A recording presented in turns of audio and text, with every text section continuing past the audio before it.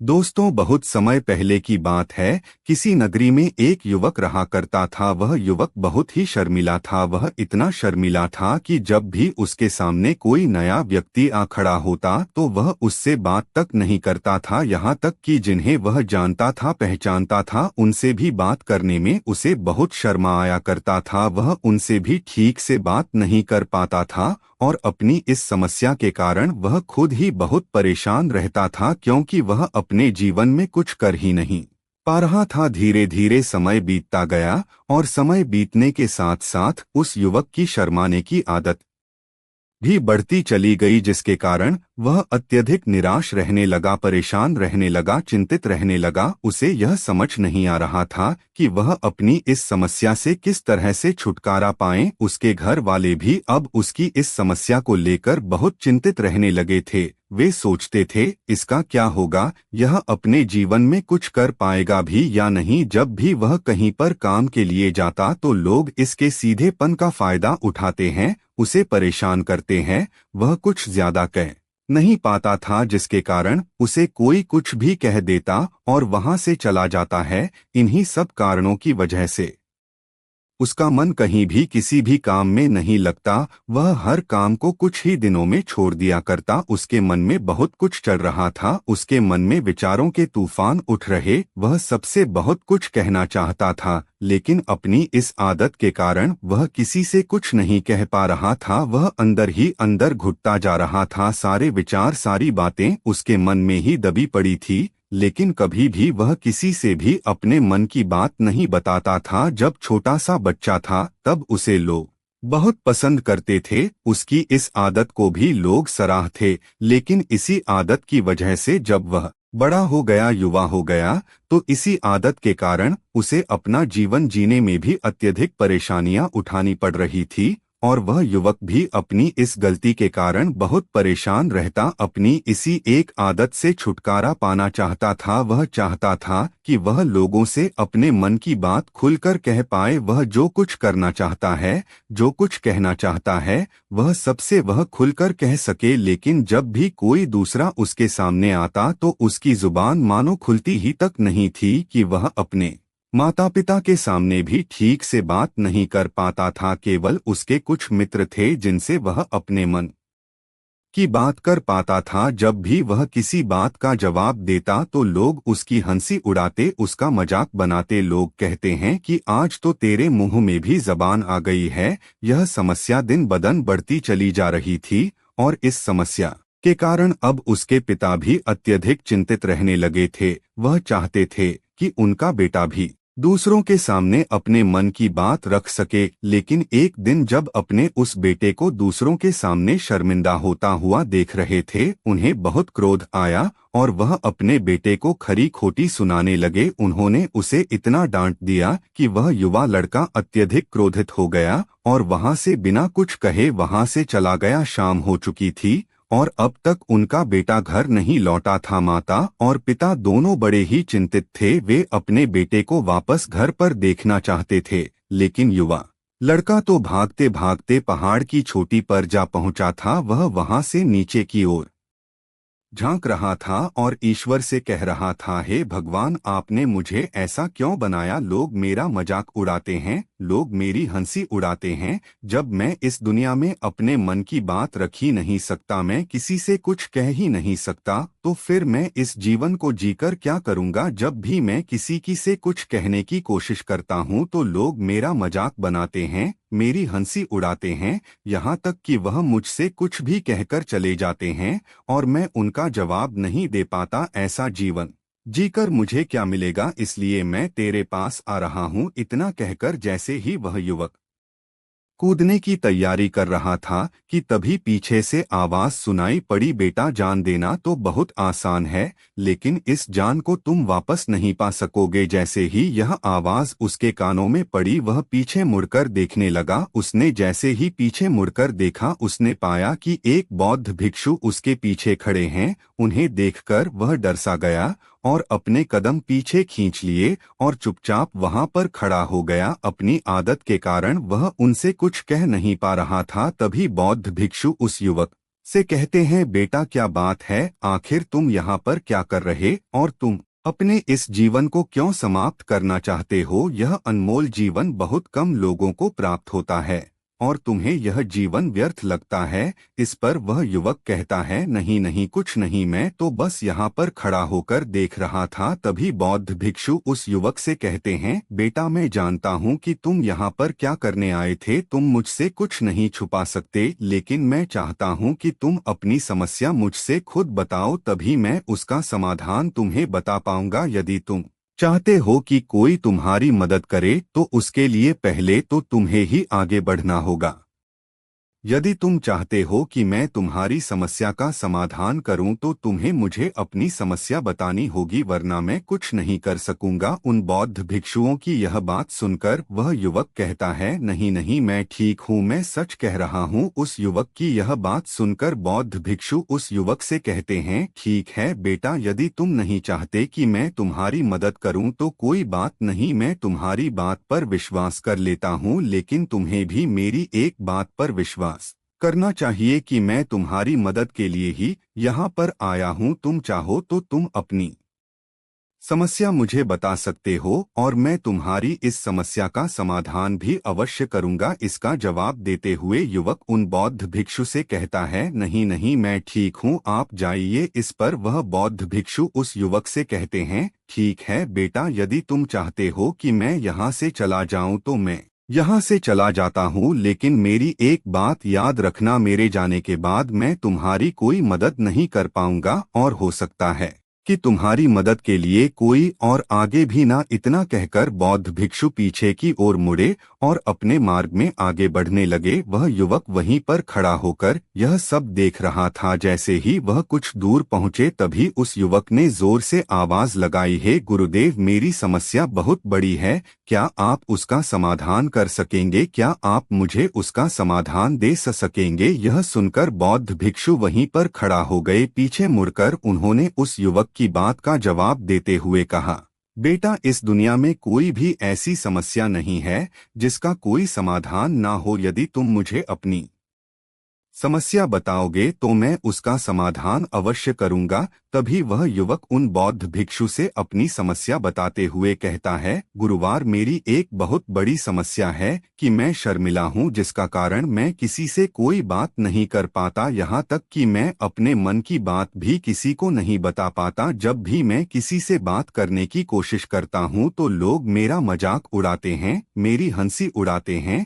जब भी मुझे कोई खरी खोटी सुनाता है, उल्टी सीधी बातें करता है, तो मैं उनका जवाब नहीं दे पाता। मैं लोगों की तरह चालाक बनना चाहता हूँ, लोगों की तरह बातों का जवाब देना चाहता हूँ, अपने मन की बात करना चाहता हूँ। मैं इस दुनिया के साथ कदम से कदम मिलाकर आगे बढ़ना चाहता हूँ, क्या इसका कोई समाधान है। उन भिक्षु ने उस युवक की सारी बातें ध्यानपूर्वक सुनी और फिर जवाब देते हुए कहते हैं, बेटा, जरूरत से ज्यादा शर्मीला होना, इसका अर्थ यह है कि तुम्हारे अंदर कोई डर है जिसे तुम पहचान नहीं पा रहे हैं, जिस कारण उसका समाधान करने में भी असमर्थ। शर्म करना अलग बात है और डरना अलग। जब हमारे भीतर डर होता है तब हम कहीं भी किसी से भी कोई भी बात नहीं कर सकते। हमें चारों तरफ केवल डर ही नजर आता है और हम हर जगह से डरते ही रहते हैं, लेकिन इसे शर्माना नहीं कहते। शर्म तो बस एक हद तक तुम्हें चुप रख सकता है।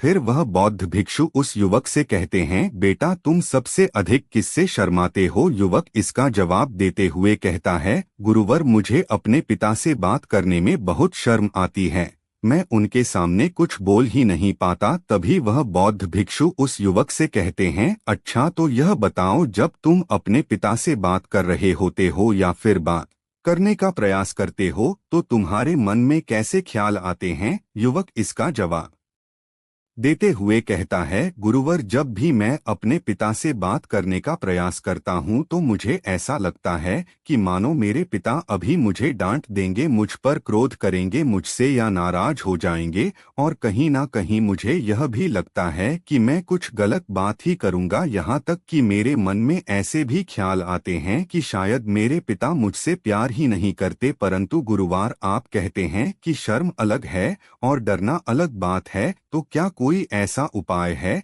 जिससे मुझे डर ही ना हो, क्या कोई ऐसा रास्ता है जिससे मेरे अंदर का यह डर पूरी तरह से समाप्त हो जाए? कृपा करके मुझे इस समस्या का समाधान बताइए। मुझे अपने इस डर से बाहर निकलना है। मुझे लोगों की तरह अपने इस जीवन को खुलकर जीना है। उस युवक की यह सारी बातें सुनकर बौद्ध भिक्षु उस युवक से कहते हैं, जाओ और अपने पिता से कहो कि मुझे कुछ काम करना है और उसके लिए मुझे आपसे कुछ धन चाहिए। यदि तुम उनसे धन मांगने में कामयाब हो गए तो मैं तुम्हें तुम्हारी समस्या का समाधान अवश्य बताऊंगा। वह युवक काफी घबरा गया। उसने उन गुरुवार से कहा, हे गुरुवर, मुझे यह कार्य ना दीजिए, मैं उनसे कुछ नहीं कह पाता, उनके सामने तो मेरी बोलती तक बंद हो जाती है। मैं उनसे धन भला कैसे मांगू? यह बात सुनकर बौद्ध भिक्षु उस युवक से कहते हैं, तब तो तुम्हारी समस्या का कोई भी समाधान नहीं है और ना ही तुम कभी भी अपने जीवन को खुलकर जी पाओगे। यह बात सुनकर युवक उन भिक्षुओं से कहता है, गुरुवर ऐसा ना कहे, कृपा करके मुझे कोई और कार्य बताइए, कोई ऐसा कार्य जिससे मेरे अंदर का डर पूरी तरह से समाप्त हो जाए, कोई ऐसा समाधान बताइए। इसका जवाब देते हुए वह बौद्ध भिक्षु उस युवक से कहते हैं, बेटा, यदि तुम्हें अपने अंदर के डर को समाप्त करना है तो पहले तुम्हें मेरा यह कार्य करना होगा जो मैंने तुम्हें कहा है। वह युवक घबराकर काफी देर सोच विचार करने के बाद पुन गुरुवार से कहता है, ठीक है, यदि आप चाहते हैं कि मैं इस कार्य को करूं तो मैं इसे करने का पूरा प्रयास करूंगा। इतना कहकर वह युवक अपने घर लौट जाता है। उसे देखकर उसके माता पिता बहुत खुश हो जाते हैं और वह युवक अपने पिता से डरते डरते कहता है, पिताजी, मुझे आपसे कुछ बात कहनी है। इस पर उसके पिता कहते हैं, बोलो क्या बात है? युवक आगे कहता है, पिताजी, मैं कुछ काम करना चाहता हूँ और उसके लिए मुझे आपसे कुछ धन चाहिए। क्या आप मुझे कुछ धन दे सकते हैं? इतना सुनकर उस युवक के पिता ने उसकी ओर ध्यान से देखा। काफी देर देखने के बाद वह खुशी से झूम उठे और तुरंत ही उन्होंने कुछ धन अपने पुत्र के हाथों पर रख दिया और कहने लगे, बेटा, इतना धन काफी है कि तुम्हें और चाहिए? इसके जवाब में वह युवक अपने पिता से कहता है, नहीं नहीं पिताजी, इतना काफी है, मैं इतने से काम चला लूंगा। वह युवक को उस धन को लेकर तुरंत दौड़ा दौड़ा उन बौद्ध भिक्षु के पास लौटा और जो धन उसने अपने हाथों में ले रखा था उसे दिखाते हुए वह कहता है,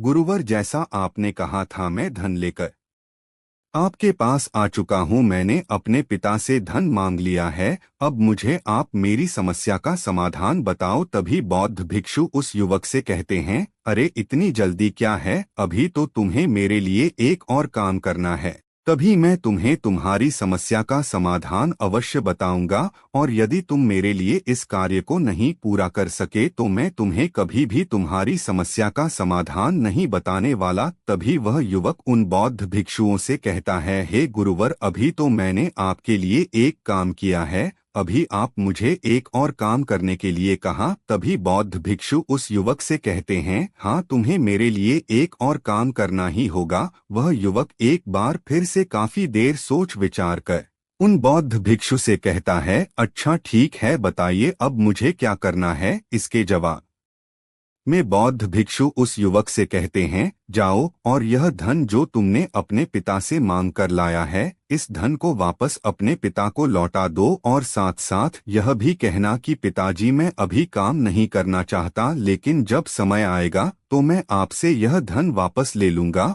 और उससे अपना काम पूरा करूंगा। यह बात सुनकर युवक एक बार फिर से ऊपर से नीचे तक पूरी तरह से कांप गया और कहने लगा, गुरुवर, आप मुझे कोई और काम सौंप दीजिए, मैं उसे जरूर करूंगा, लेकिन अब यदि मैं धन लेकर उनके पास वापस गया तो वह क्या सोचेंगे मेरे बारे में? मैं तो शर्मिंदा हो जाऊंगा उनके सामने, इसलिए गुरुवर कृपया करके मुझे कोई और काम दे। तभी बौद्ध भिक्षु उस युवक से कहते हैं, बेटा, जो काम मैंने तुम्हें सौंपा है तुम्हें उसी कार्य को पूरा करना होगा, अन्यथा तुम्हारी समस्या का समाधान मैं तुम्हें नहीं बताने वाला। काफी देर सोच विचार करने के बाद वह उन बौद्ध भिक्षु से कहता है, ठीक है गुरुवर, मैं वापस जाता हूँ और यह धन लौटा कर मैं अब भी आता हूँ। वह तुरंत दौड़ा दौड़ा अपने पिता के पास वापस लौटा। उसने अपने पिता से कहा, पिताजी मैं यह धन अभी नहीं लेना चाहता।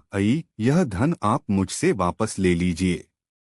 जब मुझे कोई काम पड़ेगा तो मैं आपसे यह धन वापस ले लूंगा। उसके पिता ने उस युवक की तरफ घूर घूर कर काफी देर तक देखा और फिर मुस्कुराते हुए कहने लगे, बेटा मैं समझता हूँ कि किसी भी काम को शुरू करने से पहले हमें उसके बारे में जानकारी इकट्ठा करनी चाहिए। उसके बारे में समझना जरूरी है, कब क्या कैसे और कब तक करना है, इसके बारे में भी हमें जानकारी लेनी जरूरी है। कोई भी काम ऐसे ही नहीं शुरू किया जा सकता, उसमें हम सफल होंगे या फिर नहीं इसका भी अनुमान हमें लगाना पड़ता है। और जब हम इन सभी के बारे में सही जानकारी प्राप्त कर लेते हैं तभी हमें धन लगाना चाहिए। मुझे बहुत खुशी है कि तुमने यह सही निर्णय लिया है। जब तुम्हें यह समझ में आ जाए कि जो कार्य तुम करने जा रहे हो वह तुम्हारे लिए उचित है, तब तुम चाहो तो मैं तुम्हें यह धन वापस लौटा दूंगा। युवक अपने पिता से यह सारी बातें सुनकर मन ही मन बहुत प्रसन्न था। उसने यह तो उम्मीद तक नहीं की थी कि उसके पिता हंसकर उसे इस तरह से सारी बातें समझाएंगे। वह मन ही मन यह सोच ही रहा था कि तभी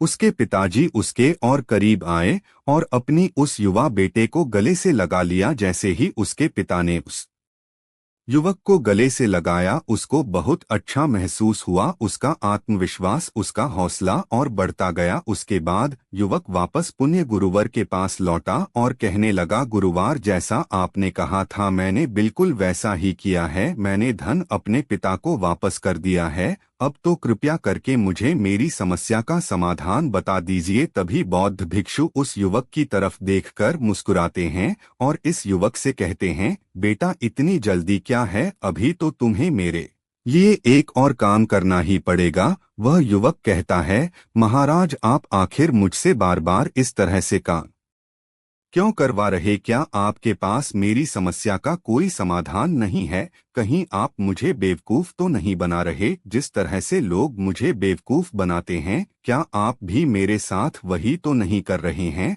आपने कहा जाओ अपने पिता से पैसे मांग कर लाओ, मैंने पैसे मांग कर लाए। आपने फिर कहा जाओ यह पैसे अपने पिता को लौटा कर आओ, मैंने आपके कहे अनुसार बिल्कुल वैसा ही किया। और अब आप कह रहे हैं कि मैं आपके लिए एक और काम करूं? नहीं, यह मुझसे नहीं होगा। तभी बौद्ध भिक्षु उस युवक की तरफ देखकर मुस्कुराते हैं और कहते हैं, बेटा बस यह आखिरी काम है और यह बहुत सरल भी है। तुम जैसे ही इस कार्य को पूरा करोगे मैं तुम्हें वचन देता हूं कि मैं तुम्हारी समस्या का समाधान तुम्हें अवश्य बताऊंगा। इस पर वह युवक फिर से एक बार सोच विचार करता है और उन बौद्ध भिक्षु से कहता है, ठीक है, लेकिन यह आखिरी काम जो मैं आपके लिए करूंगा, बताइए मुझे क्या करना है? तभी बौद्ध भिक्षु एक मूर्ति निकालकर उस युवक के हाथ में थमा देते। वह मूर्ति देखने में बहुत ही साधारण सी थी, लेकिन वह बौद्ध भिक्षु उस युवक से कहते हैं, बेटा तुम्हें इसे बाजार में ले जाना है, इसे बेचना है और इसके बदले मैं तुम्हें 100 सोने के सिक्के लेकर आने हैं। जब तुम यह करने में सफल हो जाओगे तभी मैं तुम्हें तुम्हारी समस्या का समाधान तुम्हें बता पाऊंगा। वह युवक उस मूर्ति को अपने हाथ में लेकर बड़े ही गौर से देखता है और उन बौद्ध भिक्षुओं से कहता है, हे गुरुवर यह तो बड़ी ही साधारण सी मूर्ति लग रही है, मानो मिट्टी की बनाई गई हो। इसके लिए भला 100 सोने के सिक्के मुझे कौन देगा? कहीं आपका माथा फिर तो नहीं गया है? इसके 1 या 2 सोने के सिक्के मिल जाएं वही बहुत है, लेकिन इसके लिए 100 सोने के सिक्के कोई नहीं देगा। तभी बौद्ध भिक्षु उस युवक से कहते हैं, बेटा मैंने जो तुम्हें काम सौंपा है, यदि तुम उसे पूरा करोगे तभी तुम्हें तुम्हारी समस्या का समाधान मिल पाएगा, अन्यथा तुम चाहो तो अपने घर लौट सकते हो, फिर से वही अपने पुराने जीवन में जहां लोग तुम्हारा मजाक बनाते हैं, लोग तुम्हें डर आते हैं, सताते हैं। मैं तुम्हें यहाँ अपने डर को निकालने में तुम्हारी मदद कर रहा हूं। तुम मेरे यह काम करके अपने डर को धीरे धीरे भगा पाओगे। मेरे इस काम को पूरा कर दो, तुम्हें सब समझ आ जाएगा। वह युवक उन बौद्ध भिक्षुओं की बात सुनकर मन ही मन यह विचार करता है कि मुझे तो मेरी समस्या का समाधान किसी भी हालत में चाहिए, जिस कारण उठाकर बाजार की ओर चल पड़ता है। बाजार पहुंचकर वह एक जगह चुपचाप उस मूर्ति को लेकर खड़ा हो जाता है और इंतजार करने लगता है कि कोई आएगा और उसे उस मूर्ति के बारे में पूछेगा और तब वह उस मूर्ति के लिए 100 सोने के सिक्के की मांग करेगा। देखते ही देखते काफी समय बीत गया, लेकिन अभी तक उसके पास कोई भी व्यक्ति नहीं आया था। उसने आसपास देखा तो लोग चिल्ला चिल्ला कर अपने सामानों को बेच रहे थे, जोर जोर से आवाज लगा रहे थे। उसने भी सोचा यदि मुझे अपनी इस मूर्ति को बेचना है तो मुझे भी जोर जोर से आवाज लगानी होगी। उस युवक ने चिल्लाना शुरू किया, लेकिन वह इतनी जोर से नहीं चिल्ला पा रहा था। उसकी आवाज उसे खुद तक सुनाई नहीं पड़ रही थी, तो भला उसकी आवाज को दूसरे कैसे सुनते, जिस कारण उसे कोई भी व्यक्ति खरीदने के लिए तैयार नहीं था। धीरे धीरे शाम का समय हो चुका था और उस व्यक्ति को यह डर था कि कहीं वह बौद्ध भिक्षु वहां से कहीं चला ना जाए, अन्यथा उसे उसकी समस्या का समाधान कौन देगा। यह सोचकर उसने जोर जोर से आवाज लगानी शुरू की कि 100 सोने के सिक्के में यह मूर्ति ले लो। उसकी आवाज सुनकर लोग उसके पास आने लगे और उससे यह सवाल करने लगे, इस मूर्ति में ऐसा क्या है जो तुम इसके लिए 100 सोने के सिक्कों मांग रहे हो? इसके अंदर ऐसा कुछ तो खास होगा ही। युवक काफी देर सोच विचार कर उस युवक से कहता है, नहीं नहीं, मुझे कुछ नहीं पता, मैं तो बस यह मूर्ति यहाँ पर बेचने आया। तभी उसमें से एक युवक उस युवक से कहता है, अगर ऐसी बात है तो इस मूर्ति को कोई नहीं खरीदने वाला। आखिर इस मूर्ति में ऐसा क्या खास है जिसके लिए तुम सोने के सिक्के की मांग कर रहे हो? यह तो तुम्हें बताना ही पड़ेगा। धीरे धीरे कई लोग उसके पास आए और सभी ने बस एक ही सवाल की, आखिर इस मूर्ति में ऐसा क्या खास है,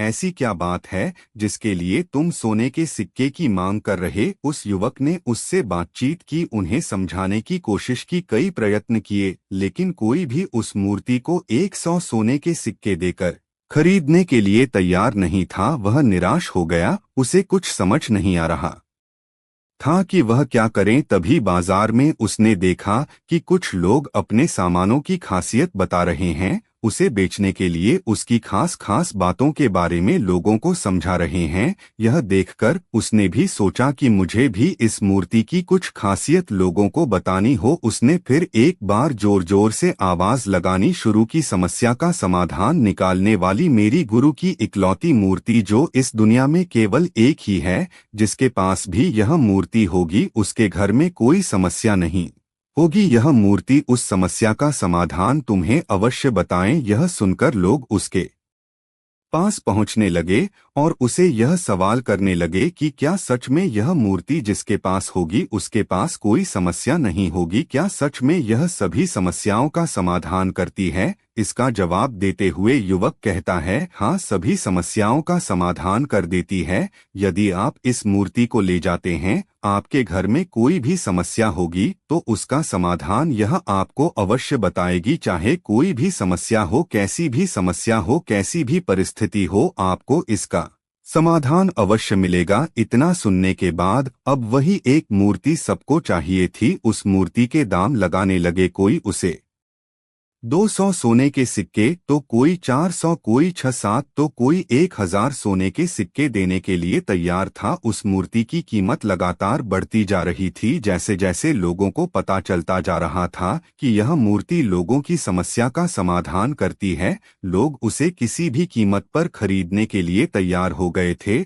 अब वह युवक भी आत्मविश्वास के साथ और जोर से चिल्ला रहा था, लोगों को उस मूर्ति के बारे में समझा रहा था, बता रहा था। अब उसके मन में कोई डर नहीं था। वह लोगों को उस मूर्ति के बारे में पूरे आत्मविश्वास के साथ बिना घबराए उस मूर्ति की खासियत बताने में लगा हुआ था, जिसका कारण लोग उस पर भरोसा कर रहे थे और वह भरोसा लोगों की नजरों में नजर भी आ रहा था। जैसे जैसे अंधेरा होता गया, लेकिन लोगों की भीड़ मानो कम होने का नाम ही नहीं ले रही थी। लोग उस मूर्ति को खरीदना चाहते थे। उस युवक ने जोर से आवाज लगाई कि मुझे क्षमा करें, यह मेरे गुरु की मूर्ति है और मैं इसे बेचना नहीं चाहता। इतना कहकर वह युवक उस मूर्ति को लेकर वापस खाली हाथ लौट आया और उन गुरुवर के पास पहुंचा और उन गुरुवार से कहने लगा, हे गुरुदेव, आपका बहुत बहुत धन्यवाद। इस मूर्ति ने मेरी समस्या का समाधान कर दिया। मुझे समझ में आ गया कि मेरी क्या समस्या थी। हालांकि मैं इसे बेचकर सोने के सिक्के तो आपके लिए नहीं ला पाया, लेकिन मुझे मेरी समस्या का समाधान अवश्य मिल गया। आपका बहुत बहुत धन्यवाद। इस बात को सुनकर बौद्ध भिक्षु उस युवक से कहते हैं, बेटा, मैंने तुम्हारी समस्या का समाधान नहीं किया है, तुमने तो खुद ही अपनी समस्या का समाधान किया। अपनी समस्या तुमने खुद ही सुलझा ली है। तुम्हारे मन में हजारों सवाल थे, मैं यह करूंगा तो लोग क्या कहेंगे, मेरे बारे में क्या सोचेंगे, यदि मैं अपना मुंह खोलूंगा तो लोग मेरे पर हंसेंगे, यदि मैंने मुंह खोला तो मैं कुछ गलत ही करूंगा। ऐसे कई सारे विचार तुम्हारे मन में थे, ऐसे कई सारे डर तुमने अपने मन में पाल रखे थे। लेकिन जब इस मूर्ति के बेचने के दौरान तुमने उन हजारों लोगों का सामना किया, उनके सामने खुलकर अपनी बात रखी, उनके सामने खुलकर वह कहा जो तुम्हें कहना था, तुम्हारे मन का डर खुद खुद समाप्त हो गया। जिसे तुम शर्माना कहते थे, वह अपने आप ही तुम्हारे भीतर से कहीं गायब हो गया। युवक अपने गुरु की यह बात सुनकर अपने गुरुवार से कहता है, गुरुवर, आप सही का कहते, आपने आज मेरे मन में वह विश्वास जगा दिया है जिसे मैं अब अपने जीवन में कुछ भी हासिल कर सकता। आपका बहुत बहुत धन्यवाद। डर को धीरे धीरे खत्म करने से ना ही आपको शर्म आएगी और ना ही डर लगेगा, और जब आपके भीतर का डर हमेशा के लिए समाप्त हो जाएगा तो आप अपने जीवन में जो भी कुछ करना चाहते हैं, जो भी कुछ पाना चाहते हैं, उसका रास्ता आपके लिए पूरी तरह से साफ हो जाएगा। इस तरह से साफ हो जाएगा और आप अपने मार्ग पर तेजी से आगे की ओर बढ़ने में सक्षम भी हो जाएंगे। इसलिए लोग क्या कहते हैं, क्या कह गए, यह सब छोड़ दीजिए और खुद पर विश्वास कीजिए, क्योंकि आप ही हैं जो अपने इस डर का सामना कर सकते हैं। मुझे उम्मीद है कि दोस्तों आज की कहानी आपको बहुत पसंद आई होगी। तो दोस्तों, अगर आपने अभी तक वीडियो को लाइक और चैनल को सब्सक्राइब कर लीजिए, हमें आपके साथ की बहुत आवश्यकता है। आज के लिए इतना ही, फिर मिलेंगे अगले वीडियो में। देखने के लिए धन्यवाद दोस्तों।